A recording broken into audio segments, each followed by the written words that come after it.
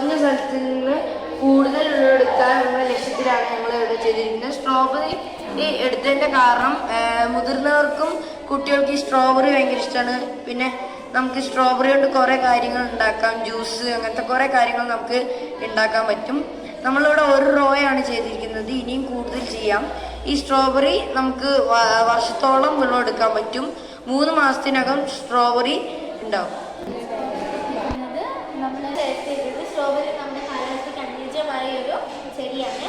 പിന്നെ 24 ഡിഗ്രി സെൽഷ്യസിന് താഴെയുള്ള ഇതാണ് സ്ട്രോബെറിക്ക് നല്ല ടെമ്പറേച്ചർ.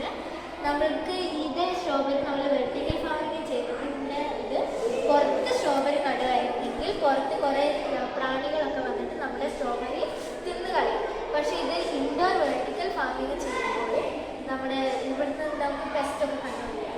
ഇത് പുറത്ത് അല്ല, ഇതിനകത്ത് നടുമ്പോഴും നമുക്കൊരു കുഴപ്പമുണ്ട്. ഇൻഡോർ ചെയ്യുമ്പോൾ നമുക്ക് സൺലൈറ്റ് ഇതിന് കിട്ടില്ല. അതുകൊണ്ട് നമ്മളിവിടെ ആർട്ടിഫിഷ്യൽ ലൈറ്റിംഗ് ആണ് ചെയ്തിരിക്കുന്നത്. ഇവിടെ ബ്ലൂ ഉണ്ട്, വൈറ്റ് ഉണ്ട്, റെഡ് ഉണ്ട്. ഈ ബ്ലൂ നമ്മൾ കൊടുത്തിരിക്കുന്നത് നമ്മൾ ഇതിൻ്റെ സ്ട്രോബെറിൻ്റെ സ്ട്രെങ്ത്തൊക്കെ സ്റ്റെമ്പിൻ്റെ സ്ട്രെങ്ത്തൊക്കെ കൂട്ടാൻ വേണ്ടിയിട്ടാണ് നമ്മൾ ബ്ലൂ കൊടുത്തിരിക്കുന്നത്. അത് കഴിഞ്ഞിട്ട് നമ്മൾ വൈറ്റ് കൊടുത്തിട്ടുണ്ട്. ഇത് സണ്ണിനെ റെപ്രസെൻറ്റ് ചെയ്യാനാണ് നമ്മൾ വൈറ്റ് കൊടുത്തിരിക്കുന്നത്. പിന്നെ റെഡ് കൊടുത്തത് ഈ സ്ട്രോബെറിൻ്റെ പഴങ്ങളൊക്കെ നല്ലോണം ടേസ്റ്റി ആവാനാണ് നമ്മളിവിടെ റെഡ് കൊടുത്തിരിക്കുന്നത്. പിന്നെ ടെമ്പറേച്ചർ കൺട്രോൾ ചെയ്യാൻ നമ്മളിവിടെ ഫാന് കൊടുത്തിട്ടുണ്ട്.